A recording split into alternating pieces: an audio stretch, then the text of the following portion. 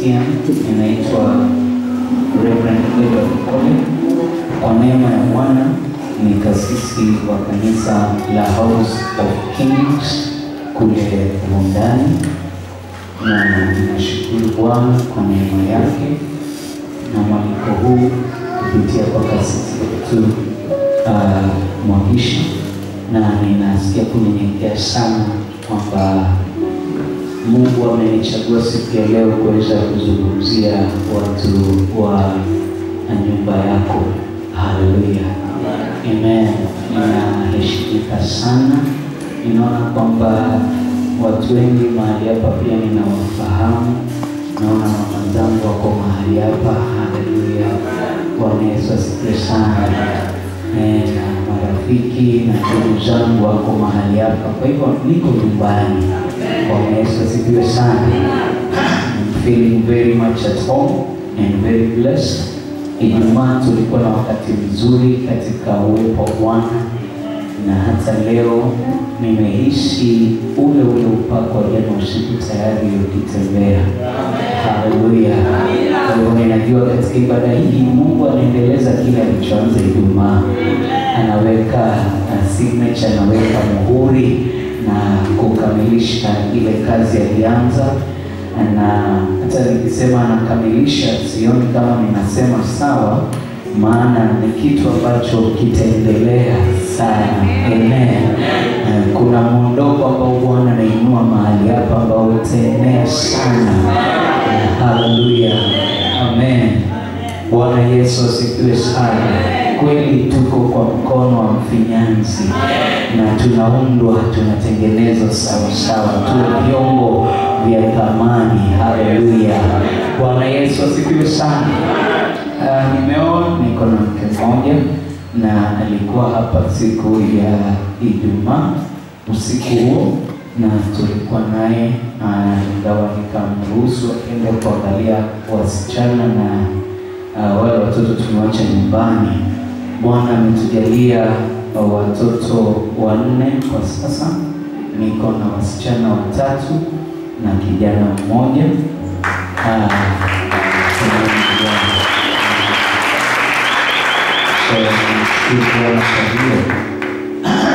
Na Mungu amekuwa mwaminifu sana kwetu. Ndani tumekaa miaka 10 kwa huduma na tumeona utuagizi wa Bwana. Nimekuwa Voi miaka mingi tu sana, kwa sababu baba yangu amejenga tu hapa sikujua ya juu karibu na St. Agnes. So Voi tumekaa kwa muda mrefu. In fact nilipomaliza shule ya upili mwaka wa 2000 nilikuja tu nikakuwa Voi, nikaenda Nakuru miaka 3.5, nikarudi tena Voi, nikakaa Voi kuanzia 2005 mpaka 2014 ambapo Bwana alinituma kwenda Mundani. Bwana Yesu asifiwe sana. Kwa hivyo pia Voi niko na miaka sio haba, na niko na watu wengi hapa Voi. Neema ya Bwana. Haleluya. Amen. Naona dada zangu pale. Amen. Amen. Bwana Yesu asifiwe sana. So niko nyumbani na nasikia kubarikiwa. Mungu amenipatia huduma kwa mwili wa Kristo. Kwa hivyo huwa sioni ugumu kwenda kwa kanisa lolote ambalo silo House of Kings. Mradi Bwana amenifungulia mlango pale, mimi ninaenda. Pia hapa Voi nimehudumu hata IFC ya Sofia kwa conference yao miaka 2 hivi, na hapa pia mlango mwingine umefunguka. Bwana Yesu asifiwe sana. Na tutakuwa na ushirika na mtumishi wa Mungu mara kwa mara. Haleluya. Na Bwana akitupatia nafasi na miaka na kikawia kukuja, tutarudi tena na tena na tena. Amen. Na nyinyi mtakuja tena na tena. Amen. Amen. Amen. Tuingie kwa neno la Bwana. Ni uendelezi kutoka lile ambalo tulianza siku ya Jumapili, lakini leo nitakuwa na mkazo wa jinsi ya kupokea majibu ya maombi, how to receive answers to prayer, jinsi ya kupokea majibu ya maombi. Nikiwa katika kipindi cha maombi last year kirefu kiasi, Bwana alinipatia ujumbe huu. Nafikiri iko siku ya 18 ya mfungo wangu, na Bwana kanipatia ujumbe huu, na nikajua sio wa kanisa la kule ndani, bali la mwili wa Kristo. Kwa hivyo kila mahali nimealikwa, ikiwa Roho atanishurutisha anielekeze mhubiri ujumbe huo, nimekuwa nikihubiri. Na nilipokuwa namuuliza Mungu kuhusu ujumbe wa leo, akaniwekea kwamba huo ujumbe kuja uendeleze mahali hapa. Kwa hivyo ninajua kuna kitu mtu atapokea siku ya leo, and the Lord will bless you. Samueli wa kwanza mlango wa kwanza kifungu cha kwanza hadi cha 19. Samueli wa kwanza mlango wa kwanza kifungu cha kwanza hadi 19.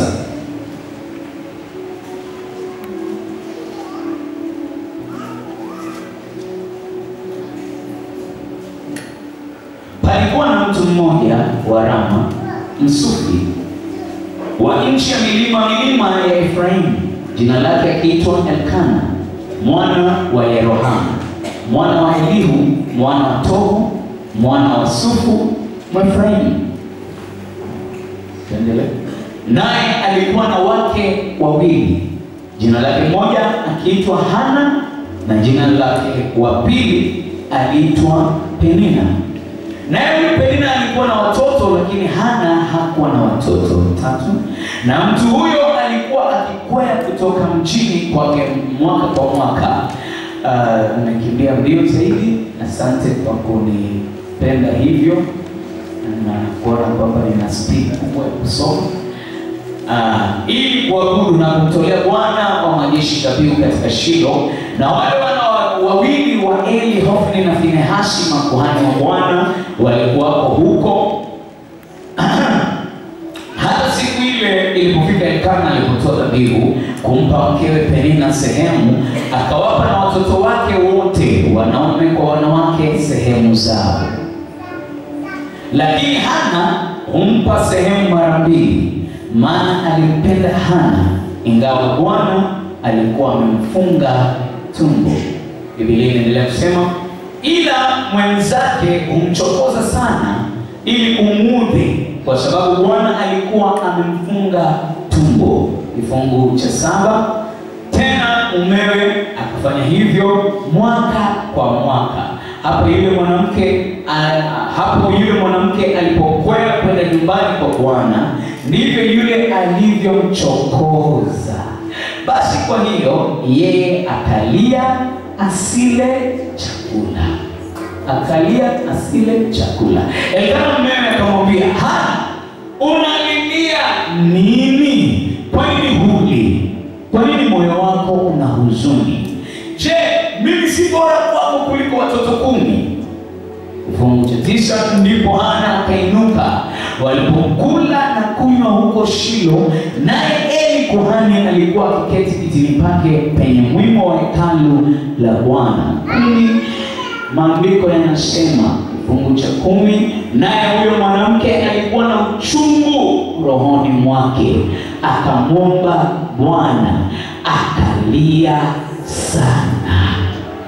11, akaweka nadhiri akasema, Bwana wa majeshi, ikiwa wewe utaangalia mateso ya mjakazi wako na kunikumbuka, wala usinisahau mimi mjakazi wako, na kunipa mimi mjakazi wako mtoto wa kiume, ndipo mimi nitakapompa Bwana huyo mtoto siku zote za maisha yake, wala wembe hautamfikia kichwani kamwe.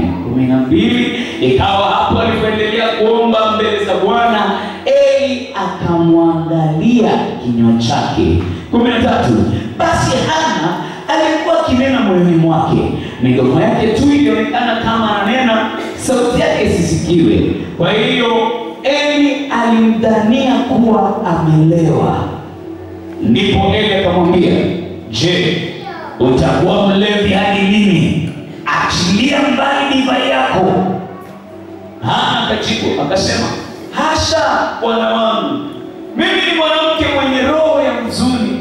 Mimi sikunywa divai wala kileo, ila nimimina roho yangu mbele za Bwana. Usimdharau mjakazi wako, kwani mwanamke asiyefaa kitu. Kwa kuwa katika wingi wa kuugua kwangu na kusikitika kwangu, ndivyo nilivyonena hata sasa. Ndipo Eli akajibu akasema, nenda kwa amani, na Mungu wa Israeli akujalie haja yako uliyomwomba. 18. Naye akasema, mjakazi wako naone kibali machoni pako. Basi huyo mwanamke akaenda zake, naye akala chakula, wala uso wake haukuhuzunika tena. 19. Wakaondoka asubuhi na mapema, wakaomba mbele za Bwana, kisha wakarejea na kufika nyumbani kwao huko Rama. Elkana akamjua mkewe Hana, naye Bwana akamkumbuka. Bwana Yesu asifiwe sana. Baba, kuingia kwa neno lako kunaleta nuru. Naomba nuru yako itangaze na kuwasilisha ujumbe wako Bwana, ukawafikia watu wako. Tupe na ufahamu na kuelewa, na ukajitukuze. Na ni katika jina la Yesu Kristo tunaomba na kuamini. Na sote tuseme amen. Na sote tuseme amen. Na sote tuseme amen. Amen. Siku ya Ijumaa tulianza kwa kuweka msingi thabiti na kusema ya kwamba katika kanisa la sasa, hitaji muhimu kabisa ni nguvu. Haleluya. Na niweze kueleza, sio nguvu ya sima, sio nguvu ya kimanga, sio nguvu ya chapati, ni nguvu ya Mungu. Haleluya. Nguvu ambayo inatenda ishara na miujiza. Na nikakupatia sababu ya kwanza ni kwamba wapinzani wa injili wako mahali pale wakisema ya kwamba hakuna Mungu. Na njia nzuri na njia ambayo unaweza thibitisha ya kwamba Mungu yupo na watu wakajua kwa kweli Mungu yupo, hakika Mungu yupo, ni wakati atakapotenda.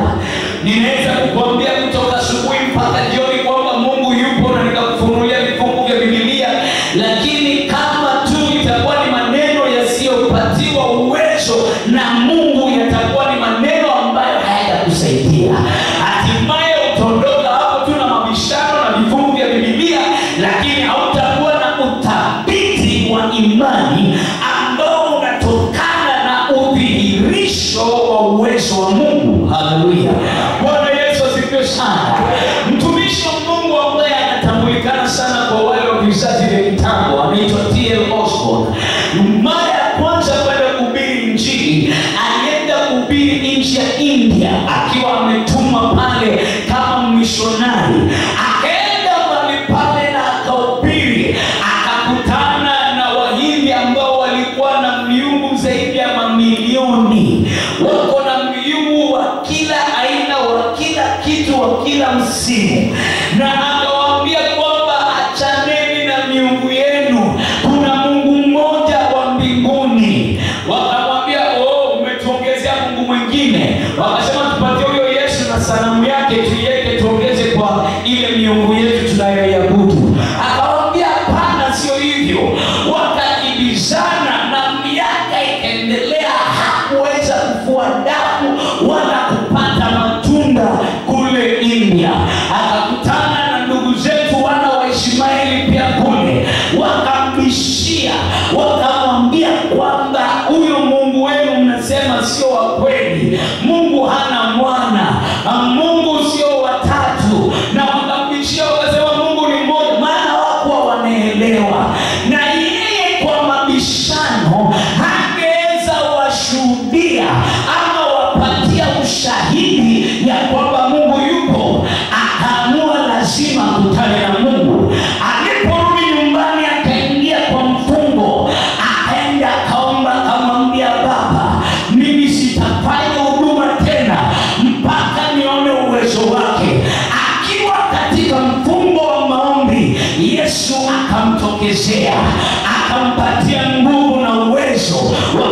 ishara na miujiza.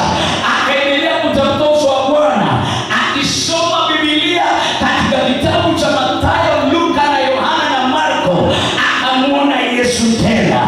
Akamuona Yesu katika huduma za mtumishi mwingine alikuwa anaitwa William Marion Branham. Yesu akiponya, Yesu akikomboa, na ile nguvu ikaingia ndani yake.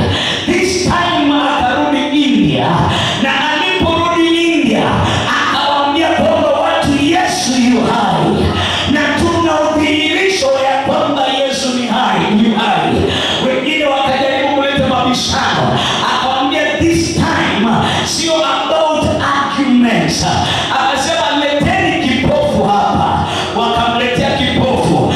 Akawaambia wale ndugu zetu wana wa Ishmaeli, akawaambia kujeni na nyinyi tumuombe huyu. Yule Mungu atakayejibu, yule Mungu atakayejibu ndiye Mungu wa kweli. Hao wakaguna wakaenda zao, maana wanajua Mungu wao kuna mahali hawezi fika. Lakini Mungu wetu akijidhihirisha kwa uwezo, anaweza kuponya. Vipofu wanaona, viwete wanatembea, bubu wanasikia, magonjwa yanapona, ayayaya, majini yanafukuzwa, mapepo yanatoroka, hali zinabadilika. That is why kama kanisa tunahitaji uwezo. Hallelujah. Bwana Yesu asifiwe sana. Ninasema ya kwamba kama kanisa we need the manifestation of power. Maana ndio ni vizuri kujua Biblia, na hata mimi ni msomi wa Biblia. Hivi sasa nafikiria nimefika kitabu cha Zaburi, ikiwa ni mara yangu ya 3 kusoma Biblia from beginning to the end. Before the end of this year nitakuwa ninamaliza kusoma Biblia mara yangu ya 3. Ninapenda kusoma Biblia na ninapenda kuijua Biblia. Bwana Yesu asifiwe sana. Lakini nimegundua zaidi ya kuijua Biblia, lazima yule Mungu wa Biblia atoke kwa kurasa za Biblia, aje ajidhihirishe miongoni mwetu. Kwa ibada tukamwone, katika maombi tukamwone, tukimwita akaitike, akajibu maombi, maana anaweza kujibu. Hallelujah. Bwana Yesu asifiwe sana. Lakini jambo ambalo pia nimekuja kugundua na kuweza kuelewa vyema ni kwamba jina la Yesu haliitikiwi kwa kila mtu.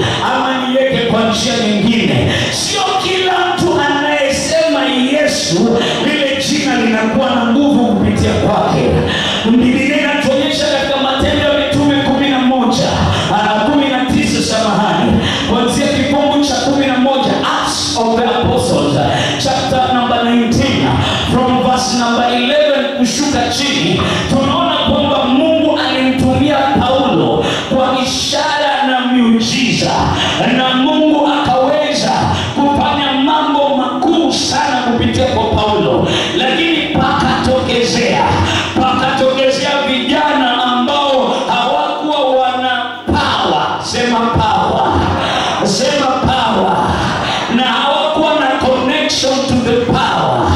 Biblia inasema ya kwamba 13 sasa 13 na 14, 13, baadhi ya Wayahudi wenye kutangatanga, nao ni wapunga pepo, wakajaribu kutaja jina la Bwana Yesu juu yao waliopagawa na pepo wachafu, wakisema na waapisha kwa Yesu.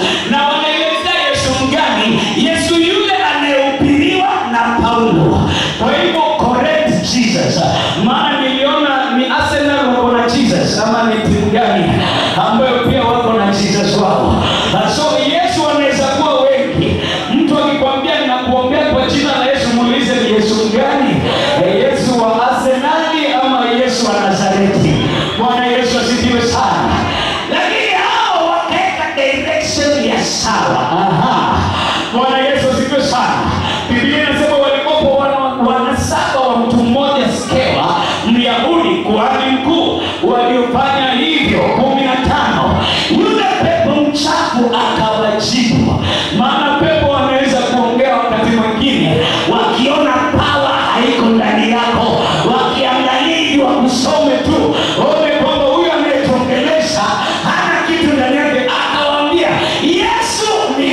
tunamjua.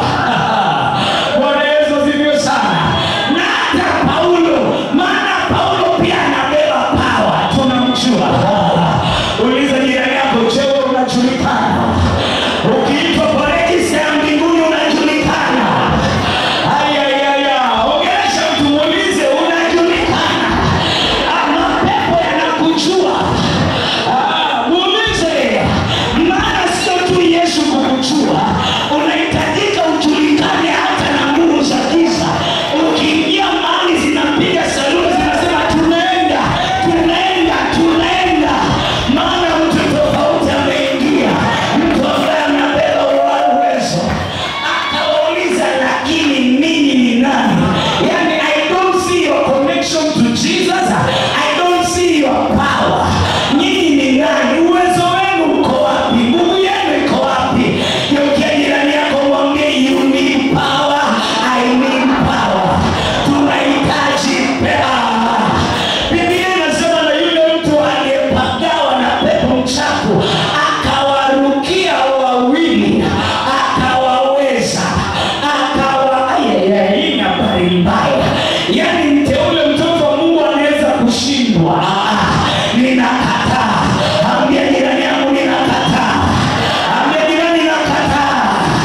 Kisha mwingine mwambie nakataa. Ili haiwezi kuwa ripoti yangu. Akawashinda, hata wakatoka mbio katika nyumba ile wakiwa uchi na kujeruhiwa. Oh my God. Yani watu walipigwa na pepo, wakavuliwa nguo, wakatoka mbio, wakaenda wakiwa uchi kwa sababu walikosa power. Ninaomba ukasirike na kukosa power. Useme, Bwana, I need your power. Ndio maana ulihamishwa pale unakaa. Unasema usiku unanyongwa, ukahama, ukaenda nyumba nyingine hadi ile iko na majini. Ulikimbizwa kama Hawa. Unasema, hapa wako na majini. Hapa wewe mbona wasikutoroke? Ukiwa na power, hata nyumba ikiwa imepagawa, power inatakasa ile nyumba. Hatuwezi hamishwa na mapepo, hatuwezi hamishwa na waganga, hatuwezi hamishwa na wapiga ramli. Ni wakati tupokee power. Ambia mtu, tunahitaji power. We need power. Hallelujah. Mimi ni mhubiri wa injili hata kule nje. Nimeenda kule nje na ninapiga sauti yangu.